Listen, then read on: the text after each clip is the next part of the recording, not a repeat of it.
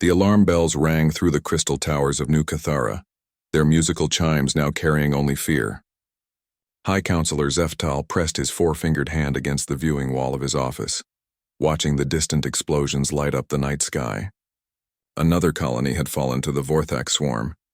Zeftal's blue-green skin had turned pale with worry. His people, the Cathara, had known peace for over 3,000 years. They grew food, created art, and studied the stars. They had never needed to fight anyone. Their energy shields and plasma weapons were meant for asteroid mining and space construction. Not war, but the Vorthak didn't care about peace. "Sir, we've lost contact with the 7th Fleet," reported Commander Yilix, her voice shaking. "The Vorthak destroyed them in less than an hour." Zeftal closed his large, dark eyes. The 7th Fleet had been their strongest military force. 50 ships with the best shields and weapons the Confederation could build. The Vorthak had torn through them like they were made of paper. "How many worlds have we lost now?" he asked. 12, sir, and the Vorthak are moving toward our core systems. Our scientists say they adapt to our weapons after every battle. Their armor gets stronger. Their ships get faster." Zeftal turned away from the window. The Vorthak were like nothing the galaxy had seen before. They looked like giant insects, but they thought and moved as one mind. When one Vorthak learned something, they all learned it. When one saw a new weapon, they all knew how to defend against it. The worst part was how they fought. Most species in the galaxy followed the old rules of war. You targeted military ships, not civilian populations. You accepted surrender. You showed mercy to the defeated. The Vorthak did none of these things. They consumed everything in their path. Whole planets became empty shells stripped of all life to feed their endless hunger. "Sir, the council is waiting," Yilix said quietly. Zeftal walked to the council chambers where 11 other species leaders sat in fear. The Mariks with their feathered crests drooping low. The stone-like Gorvani barely moving. The plant-based Silith with their leaves turning brown from stress. "Friends," Zeftal began, "we all know why we're here. The Vorthak will reach our home systems in 6 months. Our combined fleets cannot stop them." "We need help. From who?" asked Elder Korvix of the Mariks. "Every species we've contacted either can't help or won't fight the Vorthak. The Galaxy Council calls it a regional conflict and won't interfere." "There might be one option," said Dr. Nelith, the Confederation's head scientist. She activated a holographic display showing a star map. "I've been searching the deep archives of the Galactic database. There's a species listed here that might be able to help." A new section of the map appeared, showing a small yellow star far from the main trade routes. "They're called humans," Dr. Nelith continued. "From a planet designated Sol 3, also called Earth. They're classified as a Class 2 Deathworld species." The room fell silent. Everyone knew what that meant. Deathworld species came from planets so dangerous that only the strongest, most violent creatures could survive. Most civilized species avoided them completely. "You want us to contact savages?" Elder Korvix's feathers stood up in alarm. "I want us to survive," Zeftal replied. "Dr. Nelith, what do we know about them?" "Very little, sir. They achieved spaceflight only recently, maybe 200 years ago. They're listed as having a medium-sized military fleet. But here's the interesting part. They've never lost a war against another species." "How many wars have they fought?" "None with alien species, sir. But their history shows they fight each other constantly. The database says they've had over 15,000 wars just among their own kind." The council members looked at each other nervously. A species that fought itself that much had to be incredibly violent. "Are they intelligent enough to help us?" asked the Silith representative, her voice like rustling leaves. "Their technology is primitive compared to ours," Dr. Nelith admitted. "They still use metal ships instead of energy constructs. They fight with kinetic weapons instead of plasma beams. But sir, they have something we don't." "What?" "They list their planet's danger level as Class 3. Do you know what survives on a Class 3 world? Predators. Apex predators. And according to the database, humans are the apex predator on their world." Zeftal thought about this. His own world, Cathara Prime, was classified as Class Y. Peaceful forests, gentle creatures, no natural disasters. His people had evolved from plant eaters who lived in harmony with nature. But humans came from a world where everything tried to kill everything else. "The question is," said Elder Korvix, "would they even help us?" "Deathworld species are known for being selfish and aggressive. There's only one way to find out," Zeftal decided. "Dr. Nelith, send a message to this Earth. Tell them we need help." 3 days later, the response came back faster than anyone expected. Instead of demanding payment or asking what they would get in return, the human message was simple and direct. "This is Admiral Sarah Chen of the Terran Defense Force. We received your distress call. How many civilians need immediate evacuation? We're sending ships to your location. Please provide coordinates for refugee camps and safe zones." The council stared at the message in confusion. "They're asking about civilians first?" Elder Korvik said. "Not about what we can pay them?" "Maybe they didn't understand our message," suggested the Gorvani representative, his rocky face showing doubt. But Dr. Naleth was studying the technical data that came with the human response. "Sir, they're not sending 1 or 2 ships.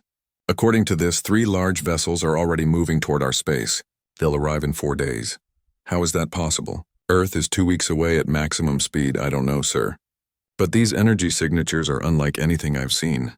Their ships are massive, and they're moving much faster than their technology level should allow." Zeftal felt a mix of hope and fear.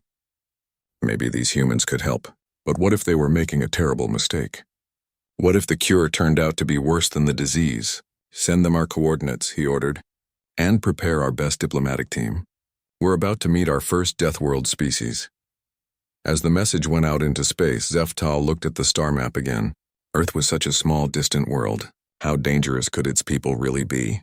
He would find out soon enough. 2 days later, long-range sensors detected the approaching human fleet. Dr. Nelleth rushed into the council chambers with readings that made no sense. "Sir, the human ships are... they're enormous. The largest one is over 2 kilometers long, and they're not made of standard materials. The hulls appear to be some kind of metal alloy, incredibly thick." "No energy shielding at all? No shields?" Zeftal was amazed. "How do they protect themselves?" "Armor, sir. Massive amounts of armor. And weapons. So many weapons. I count over 300 gun ports on the largest ship alone." Elder Korvik's feathers were completely flat against his head. "What have we done?" The human ships arrived exactly when they said they would. They didn't enter the system with the elegant grace most species preferred. They came in fast and hard, their engines burning bright enough to see from the planet's surface. The largest ship, transmitting the identification Olympus Mons, took position near the main space station. The other 2, Yellowstone and Mariana, spread out in what was clearly a military formation. Then came the message that would change everything. "This is Captain Elena Vasquez of the TDF Olympus. Mons, we're here to help. Request immediate meeting with your leadership to discuss tactical situation. Also, we're ready to begin civilian evacuations if needed. Where do you want us to start?" Zeftal realized they had just invited something into their space that they didn't understand at all. These humans talked about war like it was a normal part of life. They offered to evacuate civilians like they had done it 1,000 times before. What kind of species lived like that? He was about to find out. The human shuttle looked like it was designed to crash through walls.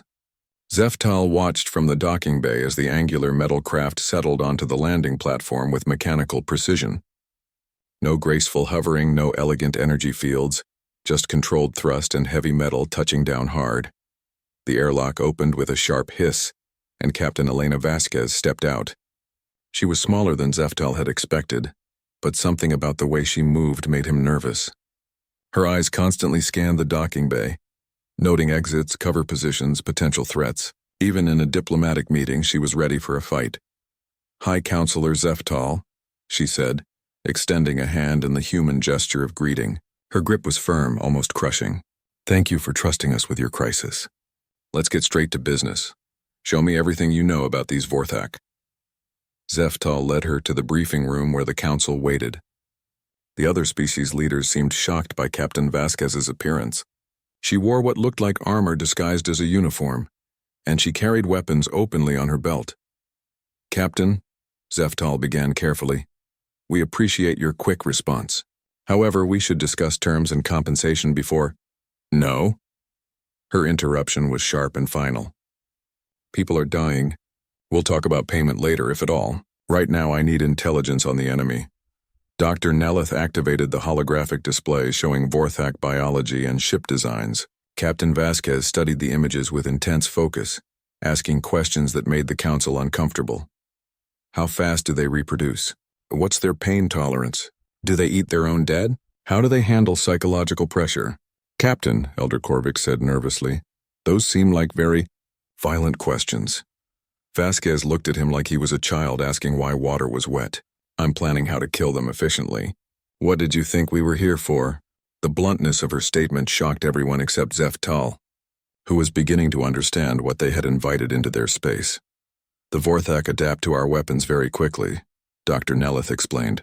After a few battles, their armor becomes resistant to our plasma beams. Their shields adjust to our energy frequencies. Good thing we don't use energy weapons then, Vasquez said with what might have been a smile. What about their communication system? How does their hive mind work? They use pheromone networks combined with quantum entanglement communication. When one Vorthak learns something, they all know it instantly. Vasquez nodded.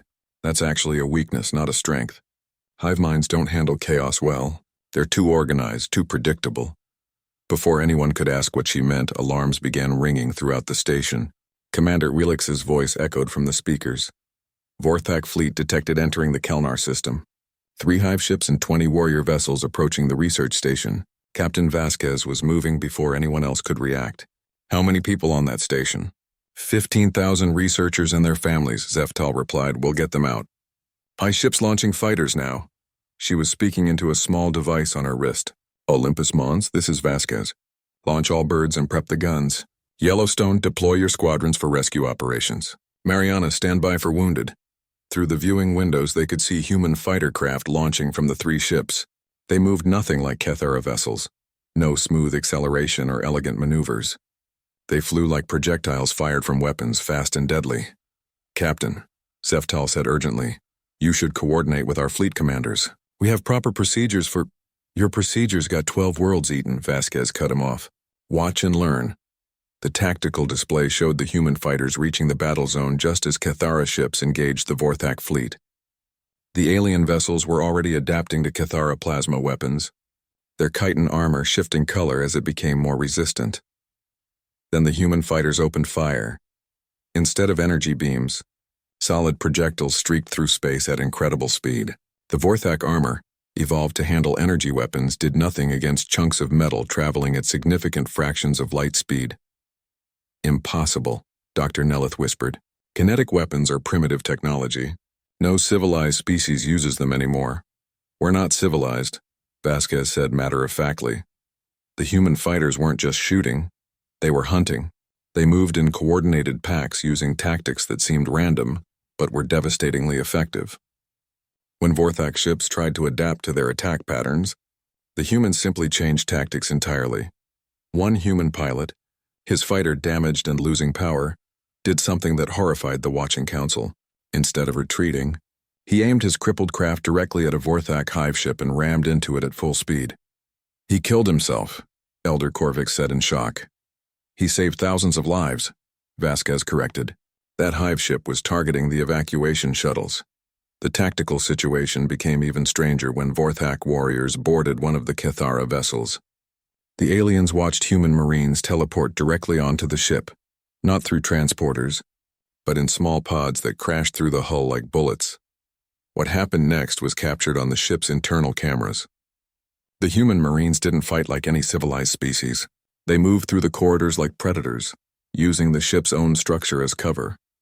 They set traps, used explosives in confined spaces, and fought with a brutal efficiency that made the watching council sick. But what disturbed them most was the sound. Human marines made noise when they fought. They shouted, they roared, they made sounds that seemed designed to terrify their enemies. The Vorthak, who had never encountered psychological warfare before, began making mistakes. Why are they so loud? Asked the Silith representative, her leaves trembling. Fear is a weapon, Vasquez explained. The Vorthak are used to fighting quiet, polite species who follow rules. We don't follow rules. The battle lasted 3 hours. When it ended, the Vorthak fleet was completely destroyed, and 15,000 civilians had been evacuated safely. The human ships had taken damage, but they were still combat-ready. But the cost worried Zeftal. The humans had lost 12 fighters and over 200 marines. They spoke about these losses casually, like they were expected parts of any operation. Captain, he said carefully, your people fought bravely, but those casualties are why we're here, she finished. This is what we do. This is what we're good at. The human fighters were returning to their carriers now, and Zeftal could see something that chilled him. The pilots weren't celebrating their victory with relief or joy like Cathara warriors would. They were already preparing for the next battle, checking weapons, refueling, discussing tactics for future engagements. They treated war like a job. A normal, everyday job. Dr. Nelith was studying the battle recordings with growing amazement and horror. "Captain, your weapons technology is incredible. These kinetic rounds penetrated Vorthak armor that had adapted to resist our most powerful plasma cannons." "Simple physics." Vasquez shrugged. "Energy can be deflected or absorbed. Momentum can't. A chunk of depleted uranium traveling at 20% light speed doesn't care what kind of armor you have. But the energy requirements must be enormous. That's what we build ships for. Big guns need big power sources." Elder Korvix was looking at the casualty reports with confusion. "Captain, your Marines who died in the boarding action, they knew it was a suicide mission, didn't they?" "Probably. Then why did they do it?" Vasquez looked at him with something that might have been pity. "Because people needed saving. That's what humans do. We protect others even if it kills us." The council sat in stunned silence. They had expected humans to be violent and selfish, typical Deathworld savages. Instead, they found a species that was violent and selfless, willing to die for complete strangers, which somehow made them even more terrifying. "Captain," Zeftal said slowly, "what happens now?" "Now we hunt down every Vorthak in your space and kill them all," she replied with the same tone she might use to discuss the weather. "It'll take a few weeks, maybe a month. Depends how smart they are. And after that? After that, you go back to your peaceful lives and we go home. Simple." But Zeftal was beginning to understand it wouldn't be simple at all. The humans had shown them something that couldn't be unseen. What war looked like when fought by a species that had evolved specifically to be good at it. The Vorthak had been terrifying because they were alien and merciless, but the humans were terrifying because they were familiar and merciless. They protected the innocent with the same casual efficiency that they destroyed the guilty. As Captain Vasquez prepared to return to her ship, Zeftal realized they had solved their immediate problem. The Vorthak could be defeated, but he was starting to wonder what would happen to the galaxy when other species learned that somewhere out there, humanity was waiting to help. And humanity's idea of help involved the complete destruction of anything that threatened the people they protected. Admiral Sarah Chen stood in the briefing room of the Olympus Mons, studying holographic displays of Vorthak-occupied worlds. Around the table sat her senior officers and Dr. James Park, a xenobiologist who specialized in hostile species analysis. "Admiral," Captain Vasquez reported, "we've had 3 more successful engagements. The Vorthak are starting to avoid direct confrontation. They're pulling back to their occupied worlds and digging in." "Good," Admiral Chen replied. "Cornered animals make mistakes. Dr. Park, what have you learned from the specimens we collected?" Dr. Park activated his own display, showing detailed biological scans of Vorthak anatomy. "Fascinating creatures, Admiral. They're not actually insects, despite appearances. They're more like a hybrid of arthropod and fungal network. Their hive mind depends on chemical communication, pheromones released through specialized glands in their carapace." Zeftal, who had been invited to observe human tactical planning, felt his stomach turn. The humans talked about their enemies like laboratory experiments, not living beings. "What kind of range do these pheromones have?" Admiral Chen asked. "In ideal conditions, about 50 kilometers. But here's the interesting part. They require very specific atmospheric conditions to remain stable. Too much humidity breaks them down. Too little and they don't carry far enough. Temperature changes affect their chemical structure. So if we change the atmosphere, we disrupt their communication network. Individual Vorthak become confused, isolated. The hive mind fragments." Admiral Chen smiled and Zeftal realized it was not a pleasant expression. "Captain Martinez," she addressed the commanding officer of the Mariana, "how quickly can your fabrication units produce atmospheric processors? Give me the specifications. And we can have the first batch ready in 12 hours, Admiral." "But wait," Zeftal interrupted nervously. "You're talking about changing the atmosphere of entire planets. What about the existing ecosystems, the native life forms? The human officers looked at him with expressions ranging from confusion to mild irritation. Counselor, Admiral Chen said patiently, the Vorthak have already consumed or converted most native life on those worlds. We're not destroying ecosystems. We're preventing the Vorthak from creating new hives. But atmospheric modification on that scale is standard terraforming technology, Dr. Park finished. We've been doing it for over a century. The difference is we're not making these worlds suitable for human habitation. We're making them unsuitable for Vorthak coordination. Over the next week, Zeftal watched in amazement and growing horror as human engineering teams worked with frightening efficiency. They didn't just build atmospheric processors. They created dozens of different variants, each designed to disrupt Vorthak biology in specific ways. Some released compounds that interfered with pheromone reception. Others created temperature fluctuations that broke down the chemical signals. The most disturbing ones generated what Dr. Park called false pheromone signatures, chemical signals that gave individual Vorthak contradictory instructions. You're driving them insane, Zeftal observed after watching recordings from a Vorthak world where the processors had been deployed. We're disrupting their command structure, Admiral Chen corrected. Individual Vorthak have very limited intelligence. Without the hive mind guiding them, they become confused and make poor tactical decisions. The results were immediate and devastating. Vorthak fleets that had moved with perfect coordination now flew in random patterns. Ground forces that had operated like a single organism began fighting among themselves. Some Vorthak simply stopped moving entirely, paralyzed without constant direction from the hive mind. But what disturbed Zeftal most was how the humans reacted to their success. They didn't celebrate or show relief. They just moved on to the next phase of their plan with mechanical precision. Admiral, Captain Vasquez reported, we've successfully disrupted Vorthak coordination in 12 systems. They're pulling back to their core territories. Good. Begin Phase 2. Phase 2? Zeftal asked. Dr. Park answered cheerfully. Biological warfare. Now that we understand their physiology, we can create targeted pathogens that affect only Vorthak biology. Zeftal felt sick. You're going to poison them? We're going to solve the problem permanently, Admiral Chen said firmly. The Vorthak reproduce quickly and adapt fast. If we leave any significant population alive, they'll eventually overcome our countermeasures and start expanding again. But that's genocide, Dr. Park said casually. Yes, technically that's what it is. But consider the alternative. They consume every intelligent species in this sector of the galaxy. The human approach to biological warfare was as methodical as everything else they did. Dr. Park's teams didn't just create one pathogen. They created hundreds, each targeting different aspects of Vorthak biology.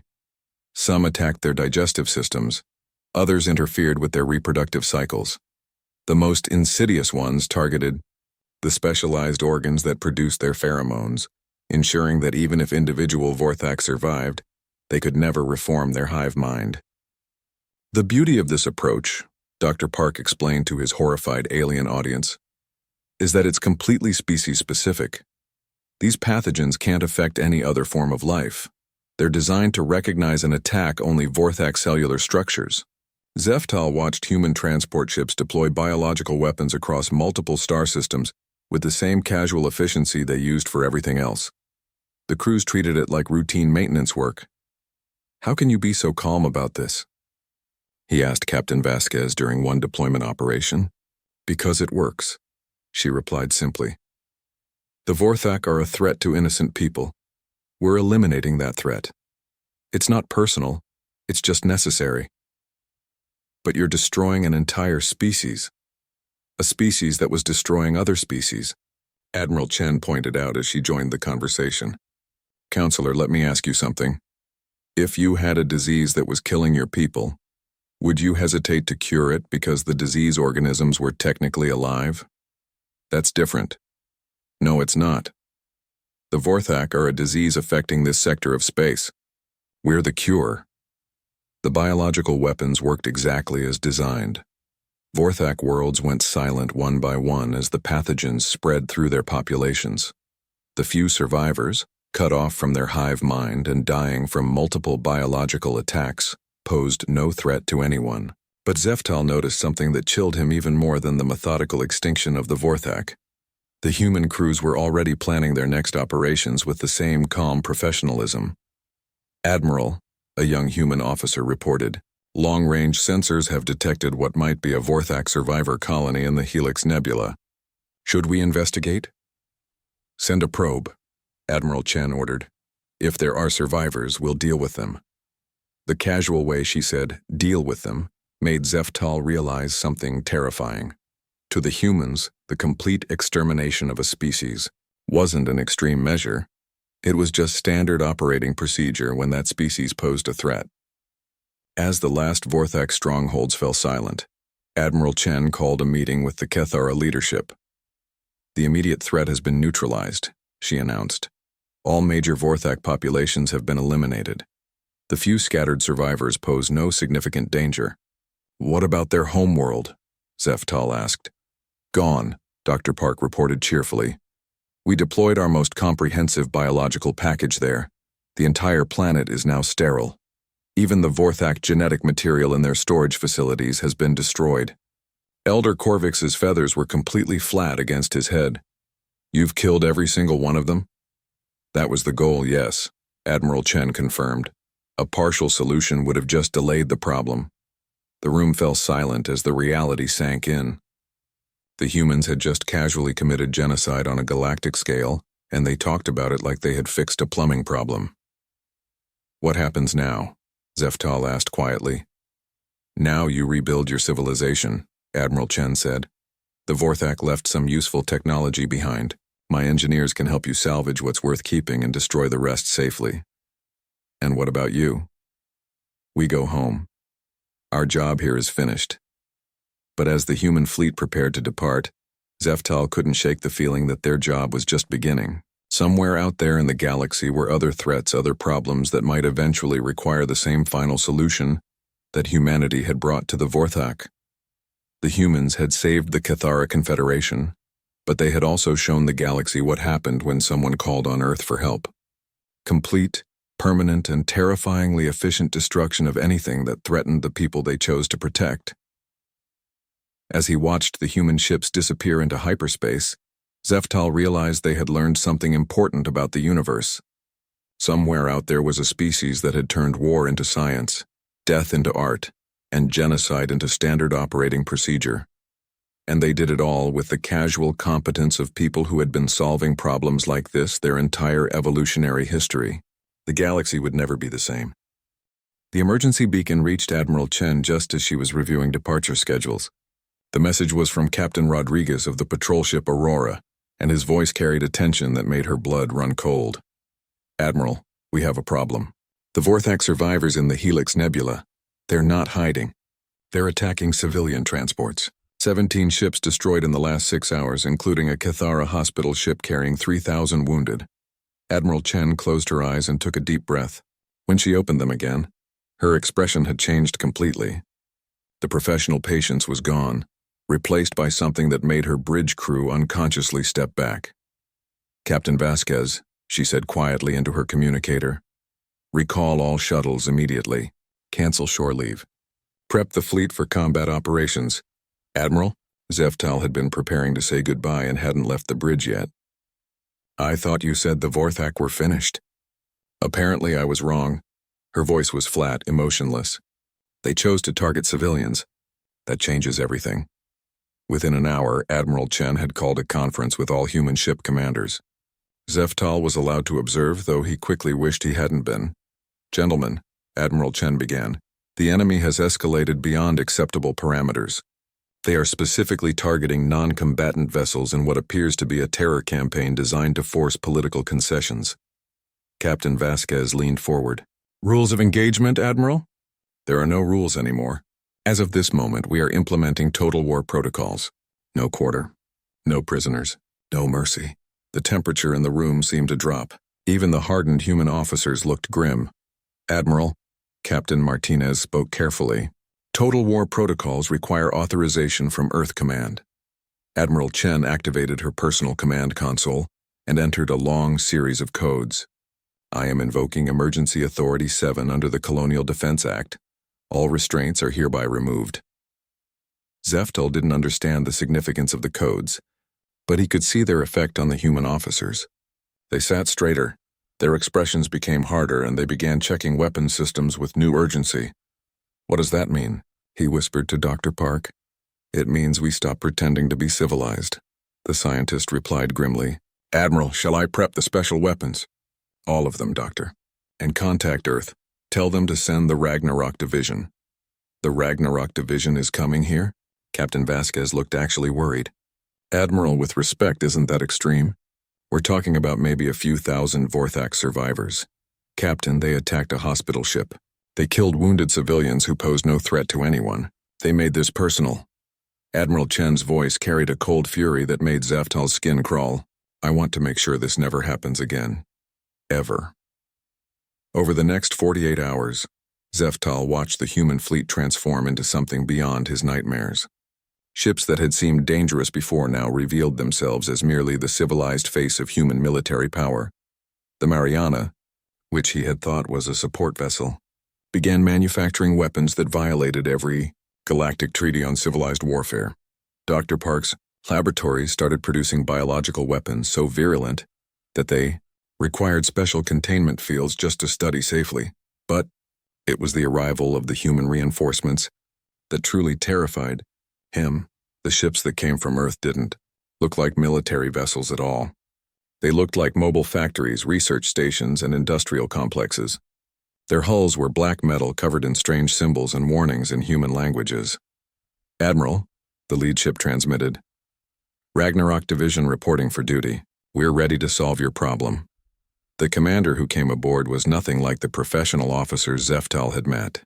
Colonel Sarah Grimm was older, scarred, and when she looked at him, he felt like prey being evaluated by a predator.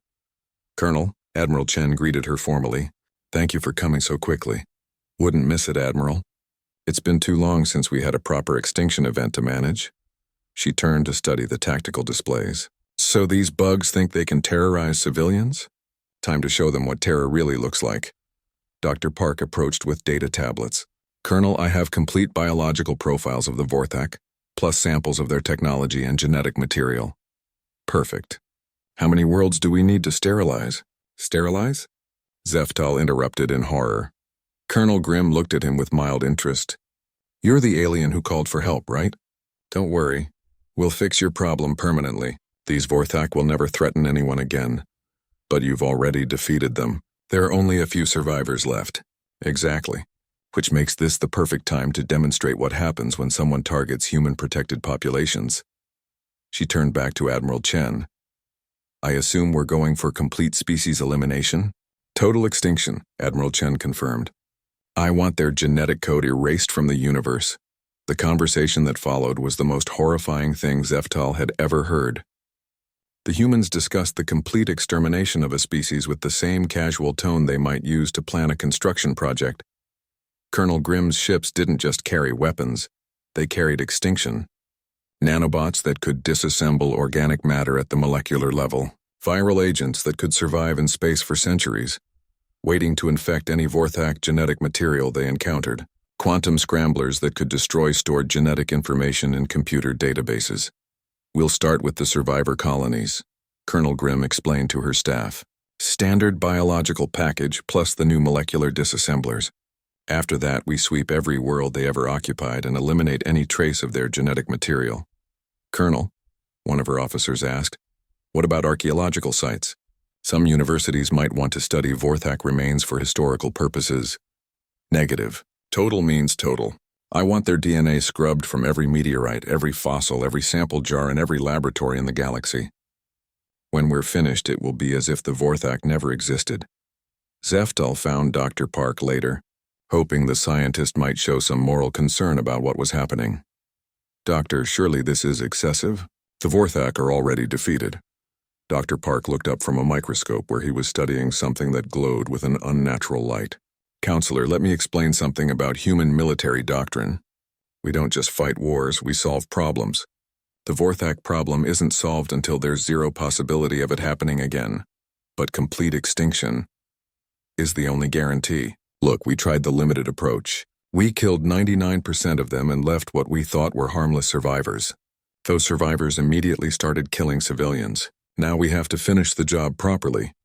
What are you working on there? Something special. A retrovirus that specifically targets Vorthak genetic sequences. It can identify their DNA in any biological sample and convert it into harmless proteins.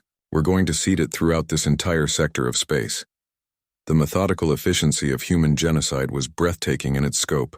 Colonel Grimm's forces didn't just attack the known survivor colonies. They visited every world the Vorthak had ever touched and systematically eliminated every trace of their existence. Museums that had Vorthak artifacts saw those collections destroyed by precision strikes. Research stations studying Vorthak biology found their samples mysteriously dissolving. Even space dust that might contain microscopic Vorthak remains was targeted and sterilized. Counselor Admiral Chen found him watching the systematic destruction from the observation deck. You seem troubled. You're erasing an entire species from history, he said quietly. Yes, we are. And do you know why? Because they killed civilians? Because they made us choose between their existence and the safety of innocence. We chose innocence. We will always choose innocence. The final phase of the extinction was almost anticlimactic. Colonel Grimm's ships deployed their quantum scramblers across 17 star systems, targeting every electronic storage device that might contain Vorthak genetic data. That's it, she reported to Admiral Chen. Complete species erasure. Even if someone had a blood sample locked in a vault on the other side of the galaxy, our retroviruses would find it and break it down within a few years. What about their homeworld? We cracked the planet down to the mantle and then sterilized the debris. There's nothing left but a new asteroid field. Zeftal stared at the tactical display showing where the Vorthak homeworld used to be. An entire planet reduced to scattered rocks floating in space. How? He whispered. Planet crackers, Colonel Grimm explained cheerfully. We don't use them often, but they're perfect for situations like this. Can't have any Vorthak genetic material hiding in deep cave systems or underground bunkers. As the human fleet prepared to depart, Admiral Chen called one final meeting with the Cathara leadership. The threat has been permanently eliminated, she announced. Not just defeated, eliminated. The Vorthak no longer exist in any form anywhere in the universe. What you've done, Elder Korvix began, was necessary. Admiral Chen finished. They chose to escalate. They chose to target innocence. We chose to make sure they could never make that choice again. Will you stay to help us rebuild? No, our job here is finished. But Counselor, she looked directly at Zeftal, remember what you've seen here. 6 months after the last human ship had departed, Zeftal received an encrypted message that made his blood run cold. It was from a deep space monitoring station on the edge of Confederation space. Counselor, we're detecting massive energy signatures moving toward the former Vorthak territories. Whatever's coming, it's huge. Zeftal rushed to the observation deck with Dr. Nelith, fearing the worst. Had the humans missed something? Had some Vorthak population survived their systematic extermination? What they saw through the long-range telescopes defied explanation. A fleet of ships unlike anything in known space was approaching the dead Vorthak worlds. These vessels were enormous, built like flying cities, and they moved with the methodical precision that had become humanity's signature. Are those human ships? Dr. Nelith whispered. They're too big, Zeftal replied. But even as he said it, he recognized the angular functional design philosophy. Contact Admiral Chen immediately. The response came within hours, and Admiral Chen's image appeared calm and professional as always. Counselor Zeftal. I assume you're calling about the cleansing fleet. The what? Standard post-extinction protocol. We need to make sure our work was complete and deal with any complications. Dr. Nelith leaned forward. Admiral, our sensors show ships the size of space stations. What kind of complications require that much firepower? The kind that try to resurrect dead species, Admiral Chen replied grimly. Counselor, we've been monitoring galactic communications. 3 different research groups have been attempting to recreate Vorthak biology from archived data.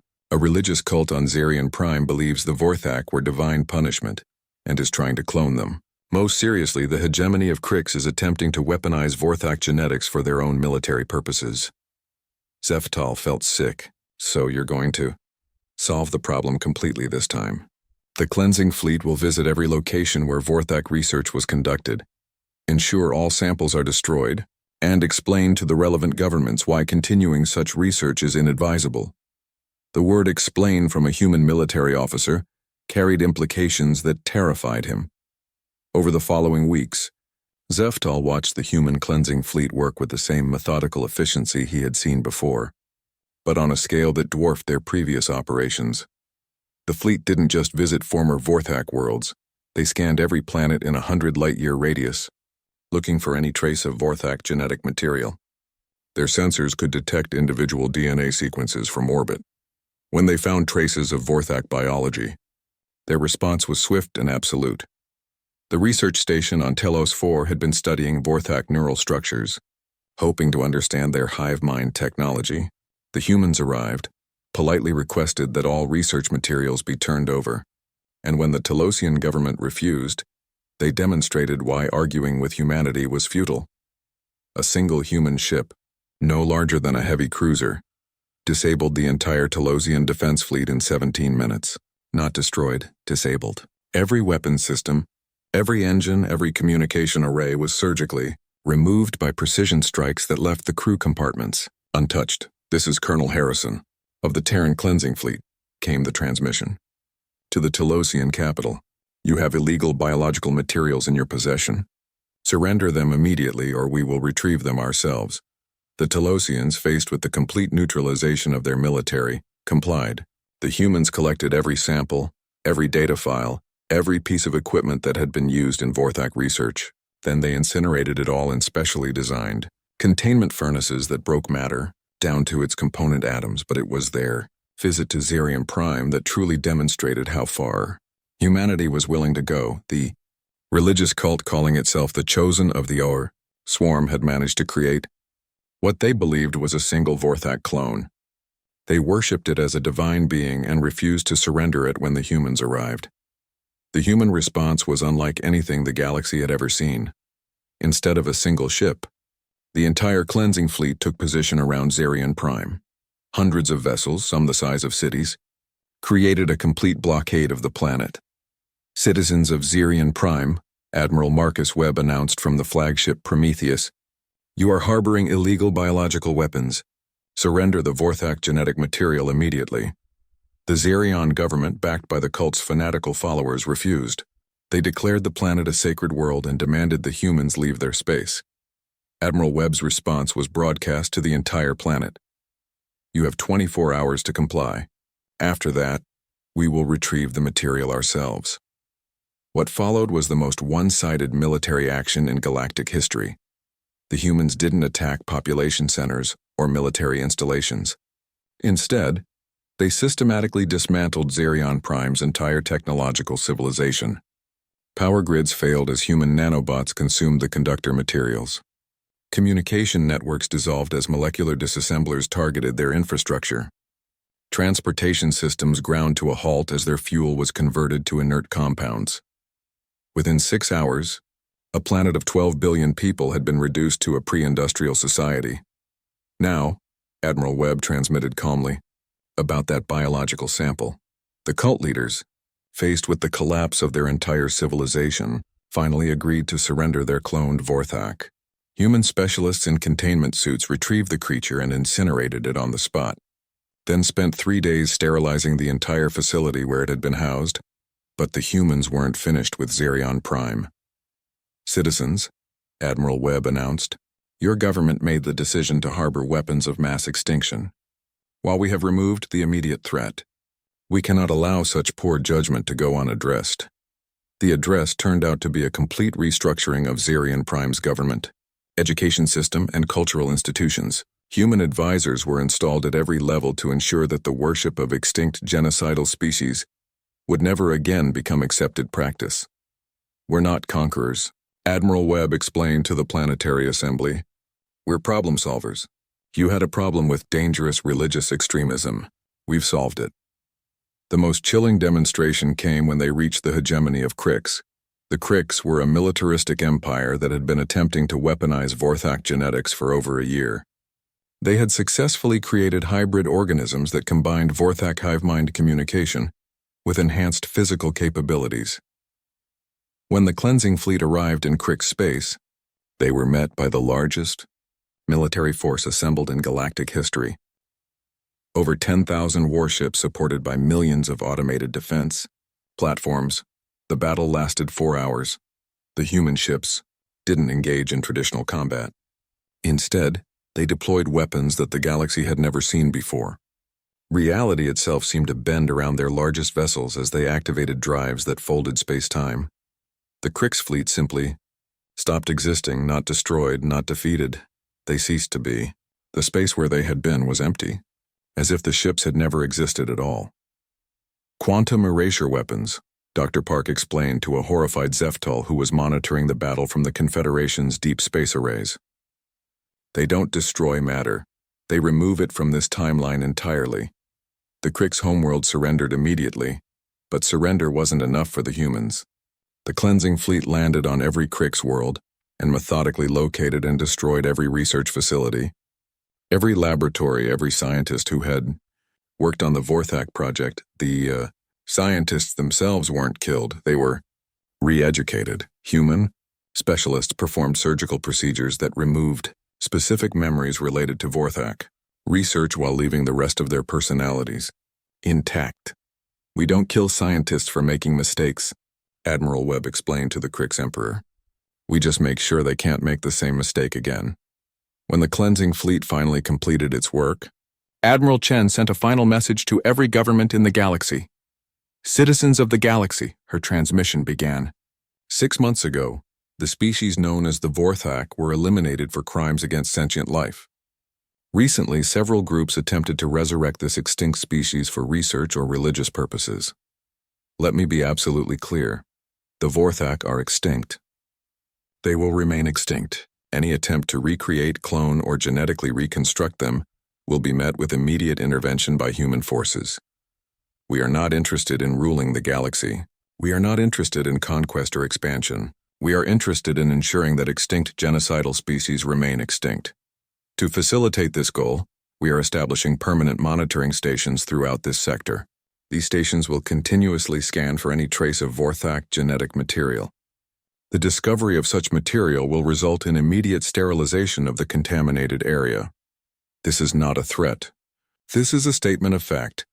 The transmission ended with coordinates for 17 monitoring stations that had been constructed without anyone noticing.